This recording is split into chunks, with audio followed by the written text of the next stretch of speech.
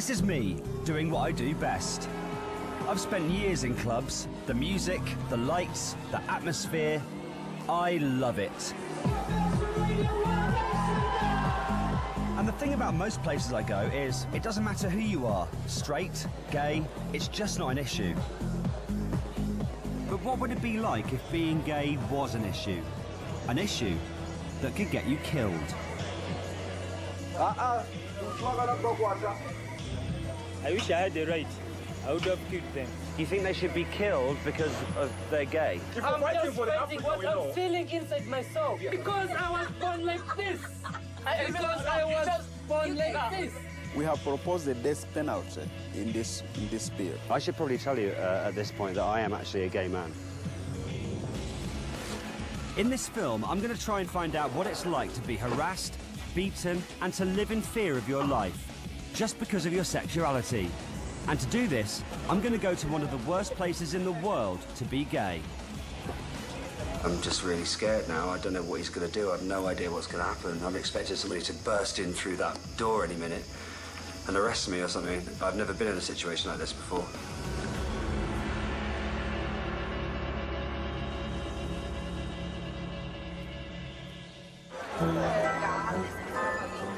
So, I'm gay. Big deal, you might think. And in this country, it really isn't.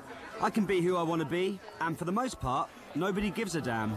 I've never had a problem, you know, with coming out. No, I really haven't. Not really.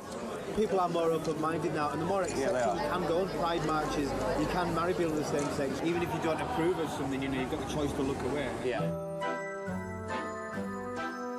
And it's definitely not held me back in my career. Gary, Howard, Jason, Mark, and Robbie, it's Take That. Hello! Hey. Good morning, everybody. Can I just touch this? No. Oh. It's not always been like this, though. Up until the late 60s, homosexuality in the UK was illegal, and being openly gay could get you imprisoned, fired from your job, and regularly attacked. And although things still aren't perfect, we've come a long way. But in other parts of the world, homosexuals are still hated and discriminated against. A wave of intense homophobia is washing across Africa, where homosexuality is already illegal in 37 countries. People are being tortured, raped, and imprisoned just for being gay. It's in Uganda, though, where things are really hotting up. Homosexuality is already illegal, but a new bill's been proposed that'll seriously ramp up the punishments for being gay. Anyone convicted of having gay sex will be sentenced to life imprisonment. And if you have gay sex more than once, you can be executed. I've never really been involved with gay rights, but the way things are in Africa made me want to get out there and see what's really going on. Before flying out, though, I was keen to hear firsthand from someone who knows what it's like. So headed down to Portsmouth, where he's based, which just happens to be round the corner from where I grew up.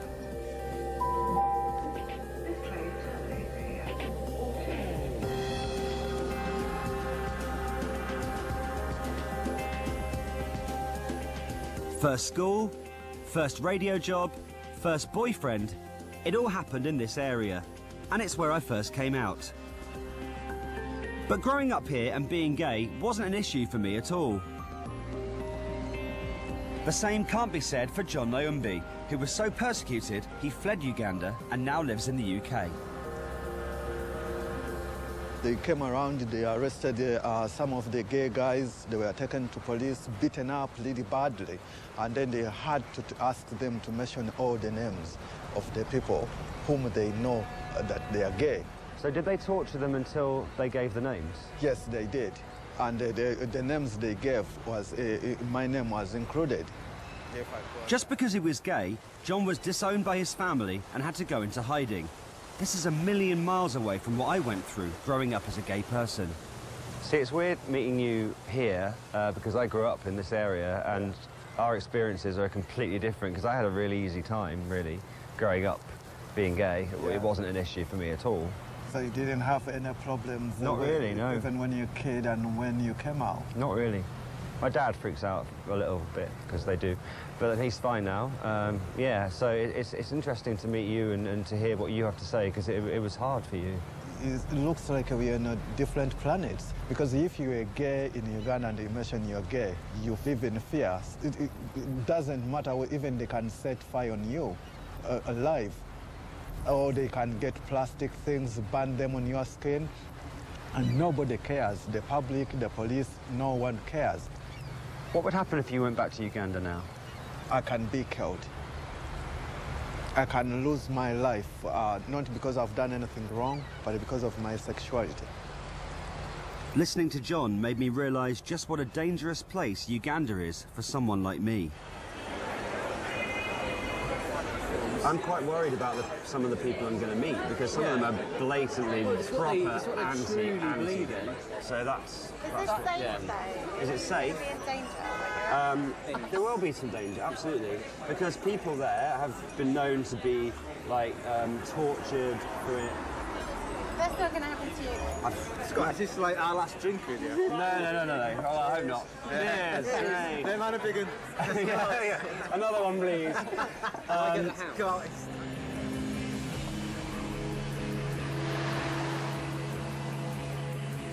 But in the cold light of day, my trip to Uganda didn't seem so funny.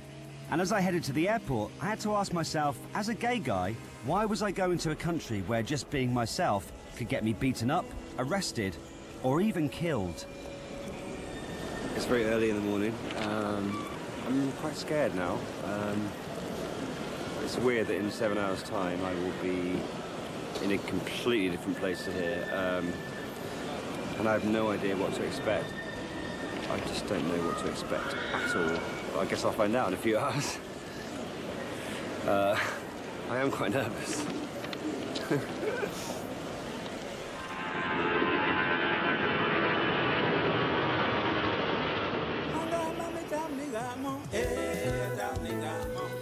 And then I was here, in the vibrant heart of Africa, Uganda, home to around 33 million people, the majority of whom think homosexuality is an abomination.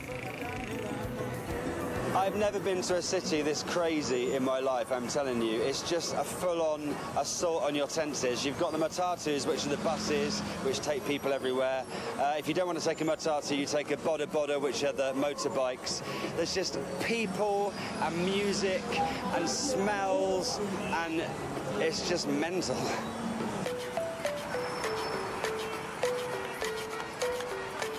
It seemed a really cool and friendly place. Although I wondered if the vibe would change if they knew I was gay. Not that I was planning to tell anyone, unless they were gay too.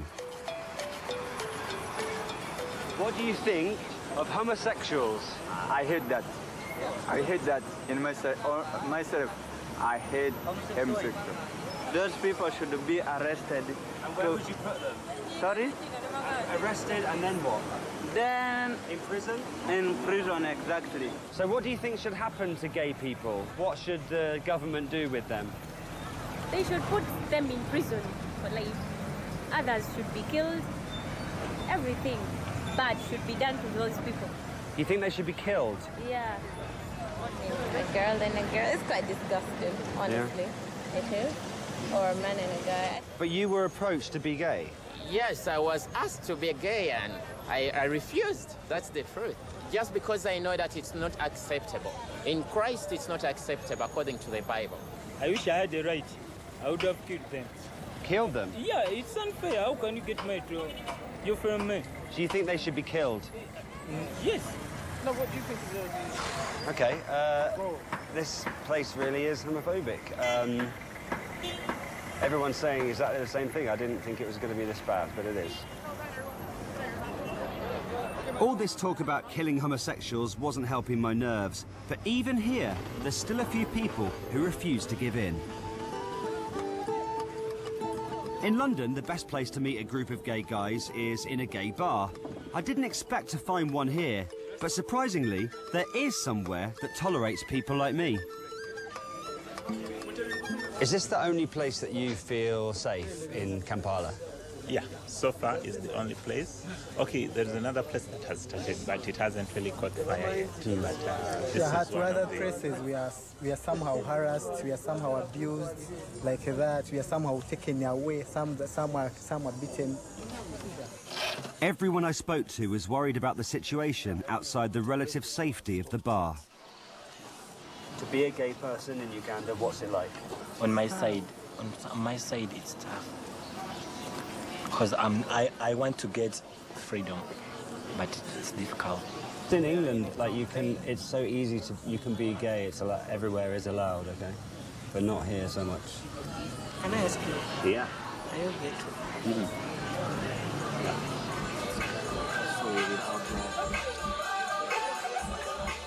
As the night wore on, most people forgot about the dangers and concentrated on having fun. How are you? Yeah, hi. Oh, beautiful. Someone's grinding against me now.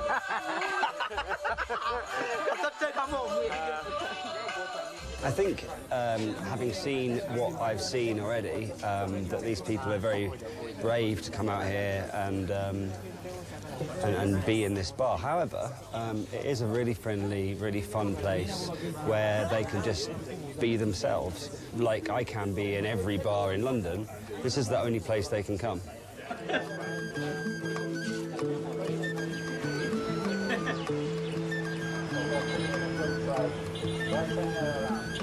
I wanted to find out more about some of the guys I met at the Tea Cozy.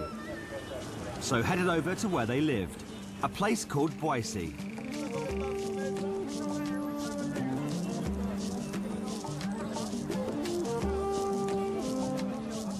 It's here that I arranged to meet Joseph and his friends. He told me to follow him, but was very nervous about the camera. Don't shoot. No. Yeah. The area is very homophobic, and the last thing he wanted was to draw attention to himself.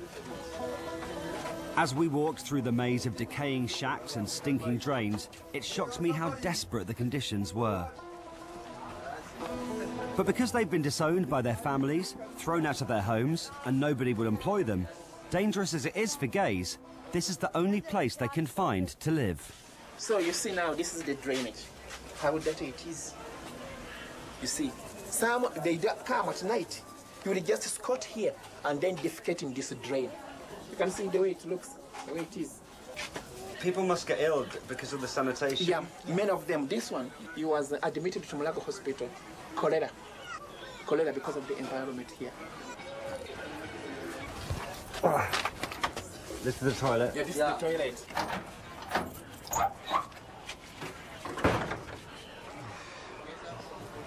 Whoa, this is probably the worst place I've seen yet in terms of living. I've not even been inside yet, but it just looks awful.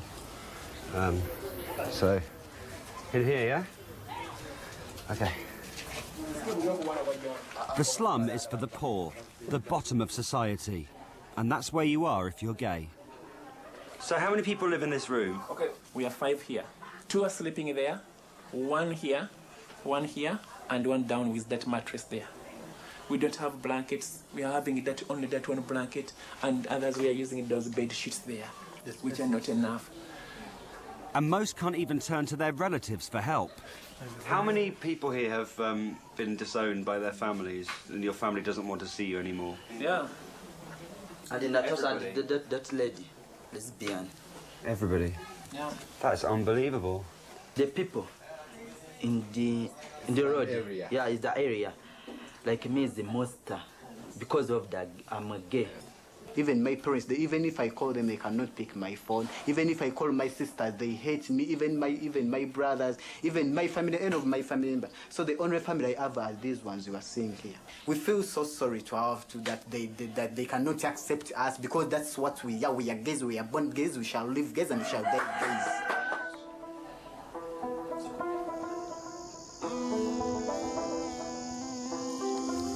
Well, that was an experience, going to Boise today to see Joseph and his friends. I've never seen anything like that before. The shit, the filth, like babies falling in the shit, like the smell in their room, it was just unbelievable. And the idea that they have to live there because they're gay, because it's the safest place, relatively, is just awful. If you want to see like what homophobia does, then just go there, because God, just horrendous, horrendous.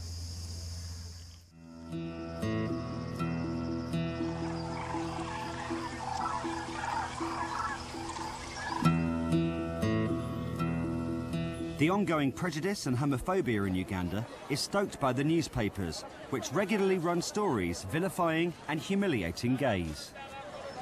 I know the papers in the UK can be vicious, but there's no way they would contemplate or legally get away with printing what the papers in Uganda have been. Right, so this is the Rolling Stone, the latest edition, which came out only a week or so ago, and with a whole list of people's names outing them as gays. It's not just them, though. This is a paper called The Onion. They're exposing more gay people on the front page again. And this is the latest one. This is Red Pepper, who actually started all this a few years ago, and they're still at it. This is somebody called Stosh, and if you look at the bottom, do you know stuff about Stosh and where she lives? Call us. It's a complete witch hunt. It makes me angry. I wanted to meet Giles Muhami, managing editor of the Rolling Stone. He'd been warned about a BBC crew in town and was very twitchy, but after numerous phone calls and waiting around, he agreed to meet us.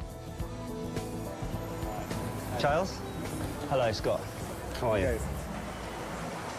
Where do you get the information about the people that you decide to out in the newspaper? We carried out an investigation for 1 year. We infiltrated their circles. We compiled information from ex-homosexuals. We have so far published about 29 pictures or so. But is it right that those people have to live in fear now because of what you've printed? They are telling lies. So if your name was in the paper, are you telling me that you wouldn't be scared? I wouldn't be scared. Are you policing homosexuality? We are not policing, but we are assisting police to do their work. What gives you the right to do that? Because as a newspaper, if you know there is evil here, you ignore the right of privacy and smoke out the people so that you can save lives. Homosexuality is very, very dangerous. It reduces one's lifespan by 24 years. And that's a proven fact? It's a proven fact. The Rolling Stone is right behind the proposed anti-homosexuality bill. In particular, the clause saying that in some instances, they should be killed.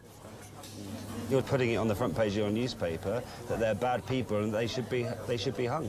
You see, what they're doing is wrong. So whatever happens to them, the newspaper will never even feel anyway bothered. You don't care? We do not care. Because what they're doing is not acceptable in society. It's not. We are exposing them. We know there is a cost, there is a price to pay for that. But in the long run, the public will benefit.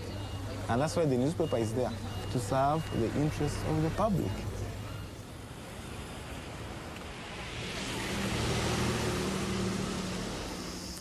Met Giles today from the Rolling Stone newspaper. I've never met anybody with such absolute hate in their heart for gay people. It's something I've never seen before. But at the same time, he's strangely charming. He's like the silent assassin, do you know what I mean? Smiling as he kills you. Scary, though, because, you know, every day on the front page of his paper, even though it's a small circulation, he'll put homos this, homos that, homos have done this, and it's just whipping up a frenzy of hate, which, you know, I can see why living here and being gay, you'd be really scared. They're going to, you know, put your picture in the paper, put where you live. No one deserves that. But some people named have fought back. David Kato, who our crew filmed with before I arrived in Uganda, was an activist who won a court case forcing the Rolling Stone to stop printing names. A couple of months later, David was beaten to death in his home with a hammer. Police say he wasn't attacked because he was gay, but his friends aren't convinced. Another person named by the Rolling Stone is a woman called Stosh, who's been outed as a lesbian. She's currently in hiding after being forced out of her old house by a stone-throwing mob. She has agreed to meet and talk with us on camera, but there's no way we can be spotted going in, so we're going to have to crouch down in a minute so we don't get spotted. Obviously, if they see us, then someone might start asking questions, and then who knows what happened to her. We're almost here now, but you have to stay down. Okay. Yeah. Coming down the road now.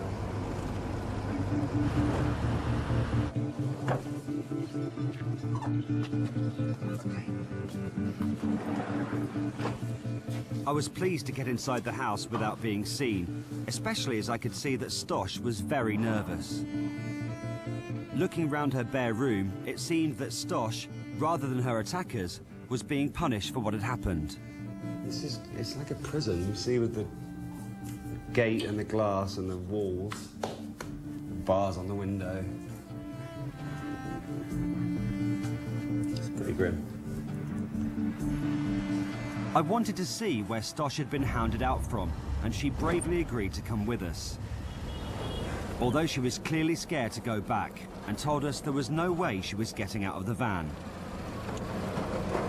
It started at the internet cafe behind there. So you were in the internet cafe? Yeah. And then people were pointing at you? Yeah. I'm saying he's the one. He's the one. The one in the paper? Yeah. And then I came after leaving the cafe, passed the shop. That shop. In that shop? Yeah. And I asked for cigarettes. And then the lady told me I don't sell cigarettes to people like you. I'm like, why? It's like, Stosh's neighbours turned on her after seeing her name in the Rolling Stone. She says they were angry a gay person had been living in the area without them knowing.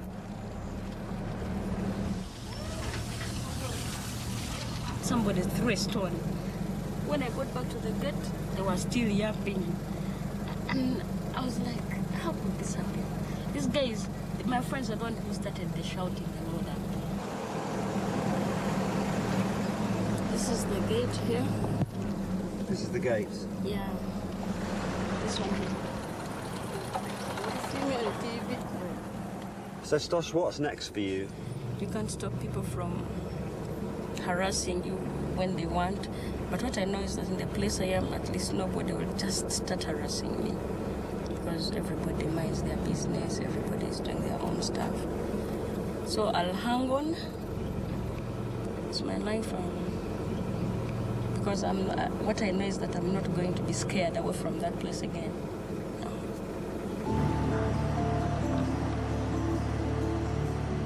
This attack is only the latest Stosh has had to endure because she's gay. She wanted to show me her childhood home where, as a teenager, she learned for the first time what being gay in Uganda can really mean. Before, we would come play hide and seek from the wall. Yep. Then we run, come and hide this side. It never used to be something serious. But as a child, you're attracted to someone of the same sex. So you found yourself being attracted to girls for the first time? Yeah. And I was a child. Mm. Stosh attracted the attention of a gardener who noticed she was different from her female cousins. But this guy would be monitoring what I used to be doing with my cousin sisters. So one time he told me, you know what? I really want to teach you how to play with boys, not with girls. I didn't take it serious until the day, because there was nobody here, and tell me what happened. What happened is that this guy, he comes from the other gate. Then all of a sudden he just held me. He put his hand here. And he just opened my shorts and put his dick inside me. I was a tender person at that time. And that's how it is. Mm. So he was trying to teach me how to sleep with men.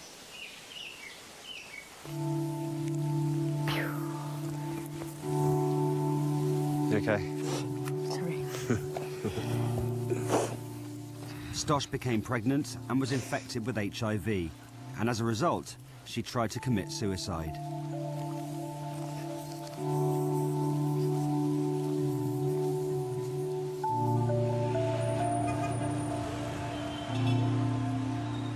The man who attacked Stosh claimed he was trying to cure her of being gay. But whether he thought this or not, there is a strong belief here that people are not born gay, but choose it as a lifestyle, and as such it can be overcome or even cured.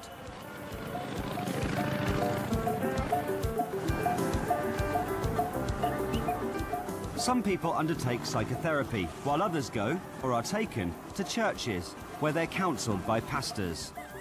But there's an altogether more traditional route, and I was about to discover the lengths some Ugandans go to try and get healed. I'm not scared. You don't? I am a little bit.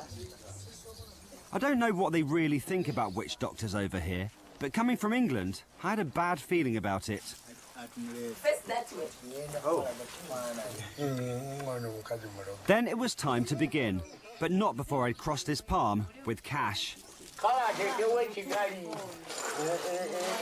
Where do I put the money? They can put it in the jet. Just go like this. You kneel and put it there. Okay.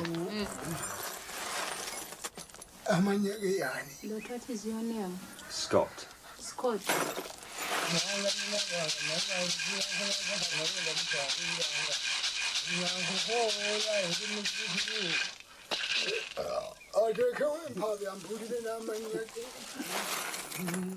He's saying that you feel that you are sexually active, but when you start, you finish off so quickly. It don't take long. That will mean that's. Oh yeah, that's me. Yeah, yeah. Are they laughing at my manhood? No. Well, you just laughed. No. kyenjagala wetegereze mu bantu bano naye kyamunda tetuyinza kukinyonyola kukimalayo naye amabega w'omwana mulenzi ono ekintu kiri tikikkiriza. Seriously, throughout in your heart, your spiritual heart. I'm very sick. You are sick. Right. Yeah. You only think about that thing. So he will work on you and you will be set free. Okay. You will set free, then you will be thinking at least also you will get a girlfriend and get married and have children. Really? Yes. Yeah. And I won't think about boys anymore. No, and not anymore.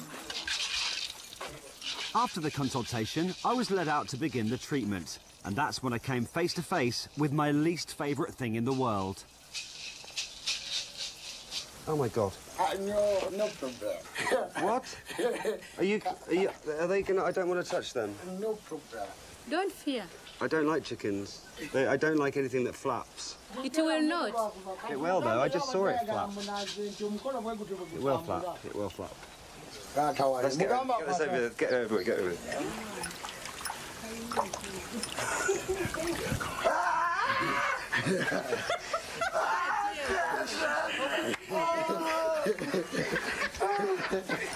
No, not the chicken.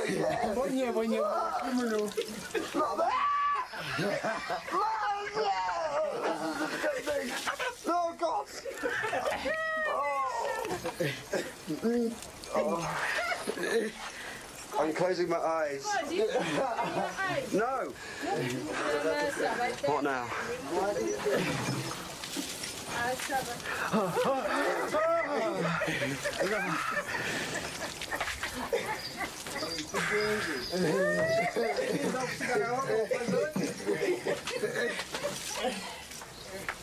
I feel dirtier than I did before. I had a shower this morning. What are you doing to me? Finally back inside, where I began to suspect they weren't taking it seriously.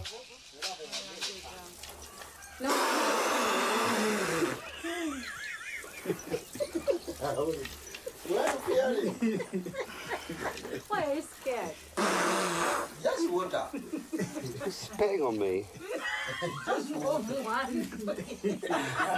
This is obviously some kind of joke. It's not. He is. Let's put he is. It is water. Yes, from his mouth. Yeah, good. How long before I like girls? When they work on you, seeing things that it is working on you, then you see it, your heart, it is changed. Whew. Thank you for your help. My privilege. And I'll just wait and see what happens, eh? All right. Cheers. Thank you, everyone. You're welcome. Thank you. Bye. Great. So I've been beaten with a chicken, spat at a few times, and I might start liking girls soon. Who knows? Could happen any time. Just have to wait and see, won't we? Unsurprisingly, as I left, I got the feeling this treatment might not work. But it did get me thinking about why Uganda is so homophobic. Ugandans claim being gay is somehow un-African and not natural to the continent. But academics say most African cultures tolerated homosexuality, and the rampant prejudice seen today is a relatively recent phenomenon. So where does it all come from? I organised a chat with a few of the pupils from a local high school to find out where the kids in Uganda are getting their ideas from. Hi everyone, I'm Scott. Hi. What are your views on homosexuality, on gay people? We don't support gayism in Africa. We think it's really evil because Africans, we want our culture, we maintain it. We want to promote the African culture. Most of our youth in Uganda today have coped up with Western culture, which is not good at all. That's where they get the idea to be gay? Yes. So for Rihanna, like this video of TMO. Okay, young girls, they like that video because they see two girls, they were kissing, doing their shit there, so they copy it. So if they see Rihanna kissing a girl in the video for TMO, some people will copy that? Yeah. But where do you get your views from? You know what you think about homosexualities. Where does that come from? I think the pastors. Yeah. It teaches about morals. You know, you shouldn't go against what maybe the Bible says or what you're not supposed to do.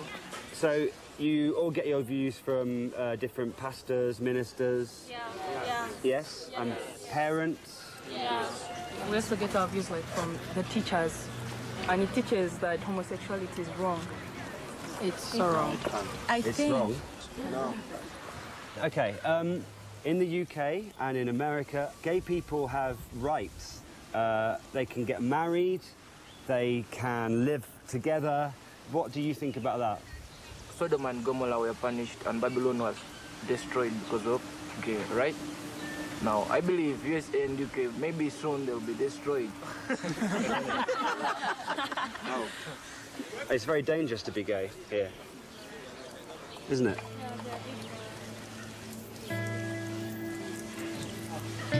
I just feel really depressed now.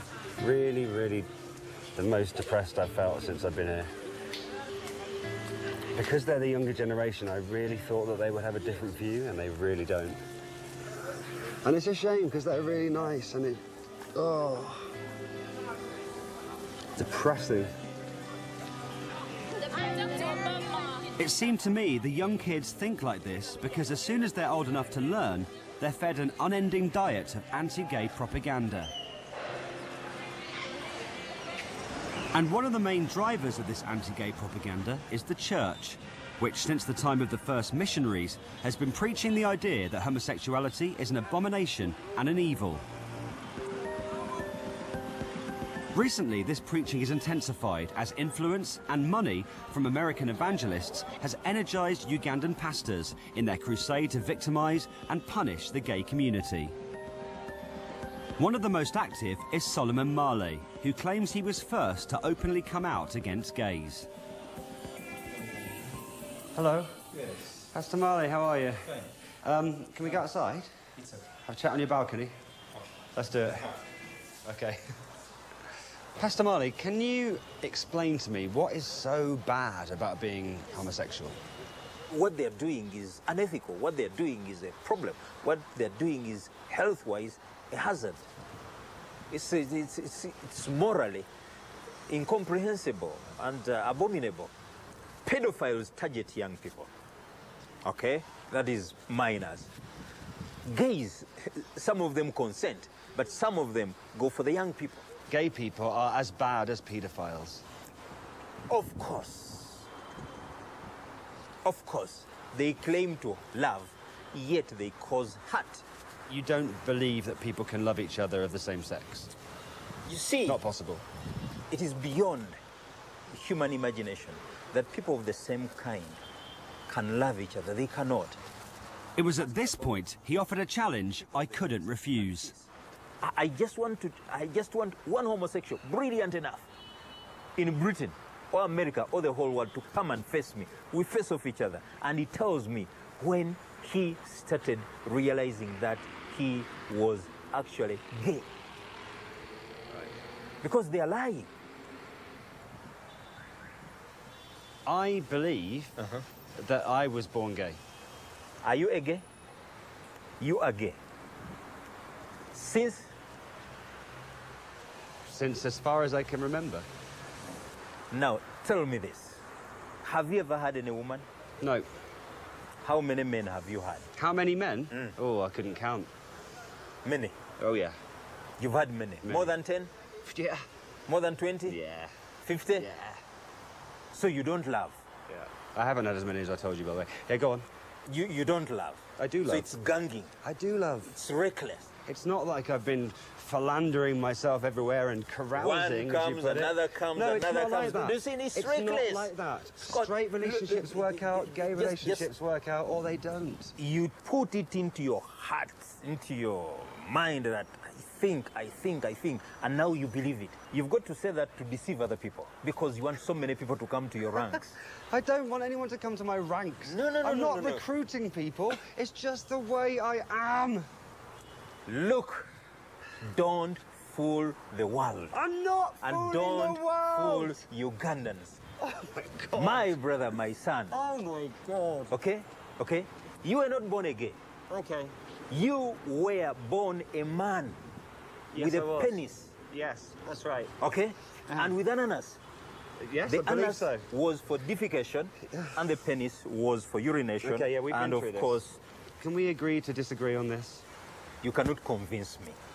That's clear. Well, it's been good to have this healthy debate with you today. Thank you very much. You're welcome. Now, you're a homosexual. We've met. Yeah. Have I killed you? Not yet, no. Are you going to now? No. Let me tell you. Let me tell you this, okay? I was saying that. I actually quite enjoy my banter with him. It's like fencing in a way. But the thing is, no matter how hard you try to tell him that I haven't been recruited, he's not having any of it. And he truly, truly believes all that stuff he was just saying, which is really dangerous. Behind the laugh, it's just like, oh my God, you are a scary man.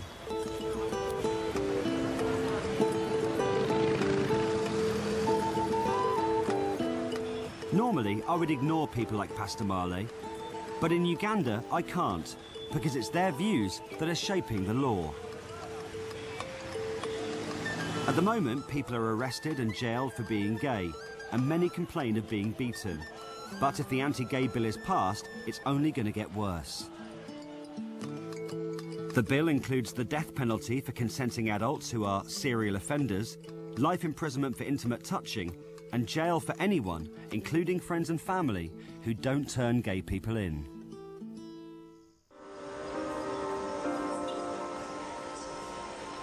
It might seem like a hopeless situation, but there are some brave people attempting to fight back. One of the most prominent in Uganda is Frank Mugisha, a gay rights activist. Frank's been in contact with me, and he has been invited on a radio show in the west of Uganda. It's about 200 kilometres away in a place called Mbarara. So Kampala's here, and Mbarara is there.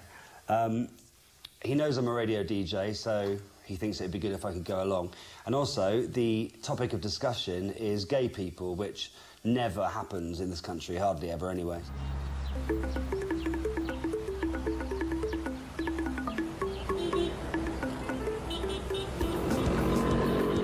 I left with Frank the next day. He heads an organisation called Sexual Minorities Uganda and is constantly being threatened. But this hasn't stopped him putting his head above the parapet.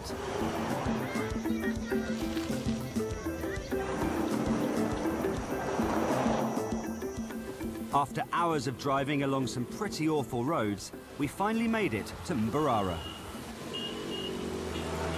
We headed over to Vision FM. Across the country, radio stations have been fined or forced to close for hosting homosexual debates, which is why this debate, hosted by DJ Jimmy Pound, was such a big deal.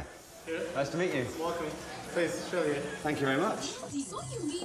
Walking into the studio, I immediately felt at home. It was just like being in London getting ready to do my own Radio 1 show. Although this time, I had to take a back seat and let someone else take the lead.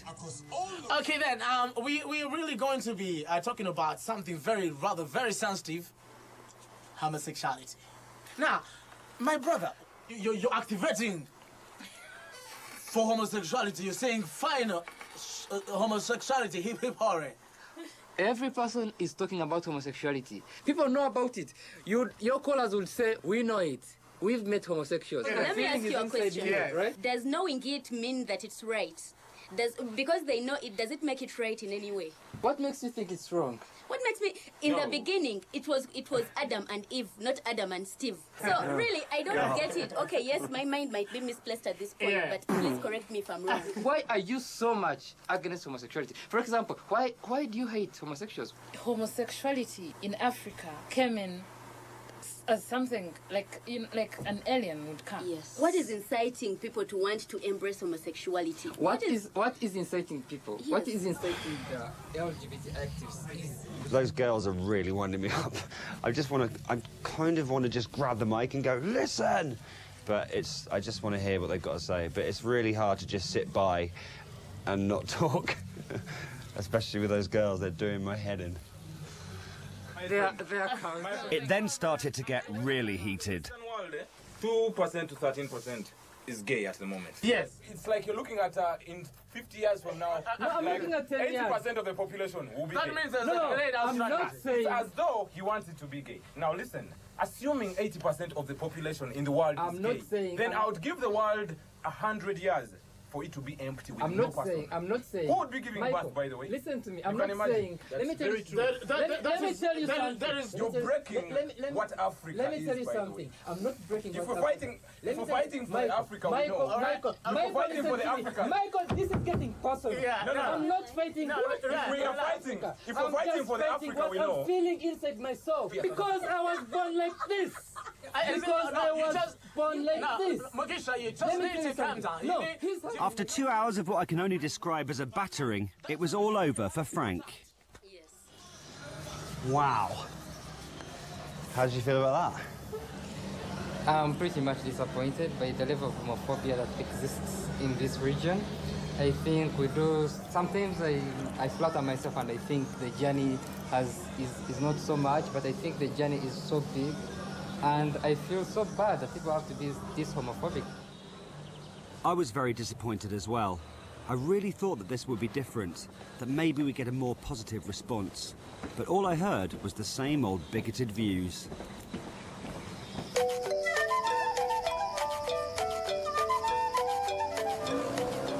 I was nearing the end of my time in Uganda, but there was still one person I had to meet. And for someone like me, he was probably the most dangerous man in the country. Ugandan MP David Bahati, the man behind the anti-homosexuality bill. He's been demonised by the international community for proposing it, but applauded by his own countrymen, with 95% of Ugandans supporting some form of anti-gay law. The idea was to film him within the Parliament building. But at the last minute, we were told to leave, so had to hastily reconvene on the grass outside. Could you describe this bill as homophobic? I would describe it as a wonderful piece of legislation that will help those who are involved in this behavior, but also those who and protect those who are not involved in this. But I've read a comment from you that you would like to kill every last gay person. Did you actually say that? And would you like that? People keep on misquoting me about this issue. We have proposed a death penalty in this bill. But actually, we can rehabilitate these people and then they come back to normality. That's the path that we would be very much interested in. But I've spoken to some people while I've been here who have to live in slums where they have to hide away from people.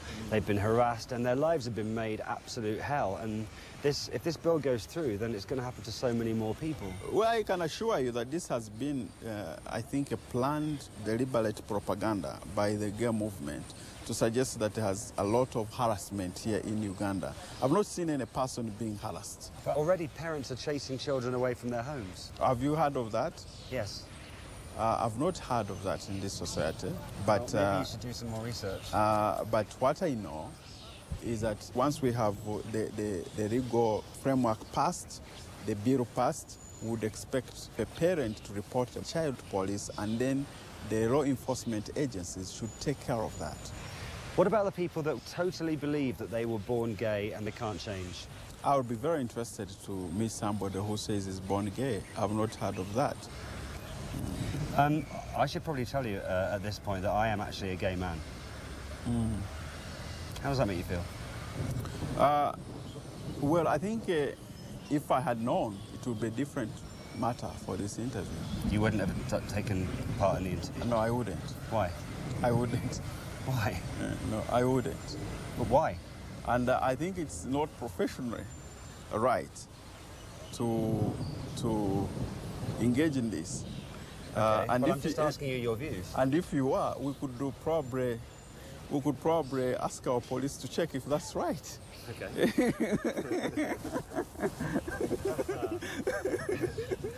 Okay. Make sure that you are not caught in the act, because if you are, you'll be put in. No, I'm aware of that, yes. Okay. It was then that David Bahati stopped the interview. As he did so, Steve, our driver, quickly told us we had to get going. He sensed something was very wrong, so we raced back to the hotel. We were told that David Bahati had sent police to a hotel he thought we were staying in to seize the tapes and arrest us. But luckily, he'd got it wrong. I told Bahati I was gay earlier, and since then it's all gone off. He's been calling our fixer, asking where we're staying. He says that he's called the authorities, and I don't know, I'm just really scared now. I don't know what he's going to do. I have no idea what's going to happen. I'm expecting somebody to burst in through that door any minute and arrest me or something. I've never been in a situation like this before.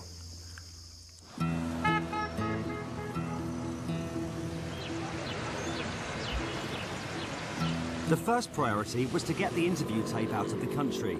And with the threat of arrest hanging over our heads, I was keen to leave Kampala too.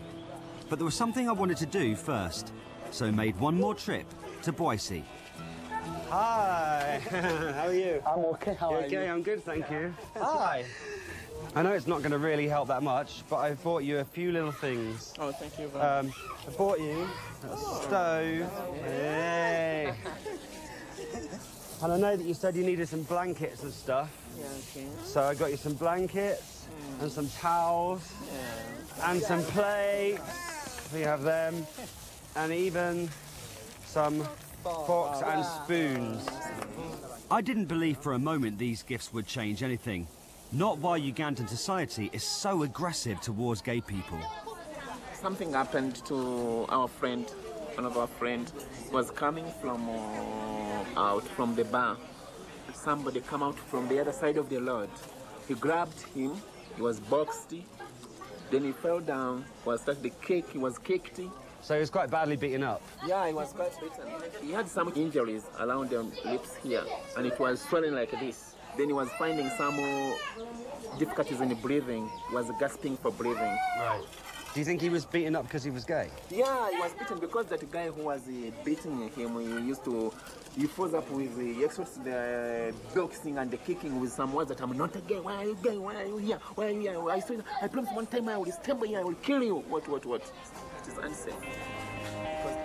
It seemed every time I met them, something else bad had happened, which to me summed up the bigger picture. The homophobia never stops. But what's amazing is that through all this, Morgan, Joseph and the others don't let it grind them down.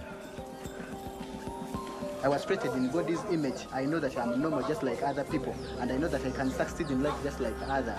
Yeah. I feel bad when they harass me, when they abuse me, but I don't think that's the. But I don't say that. I don't think that's the end of the world. I know it will be better some days. Yeah.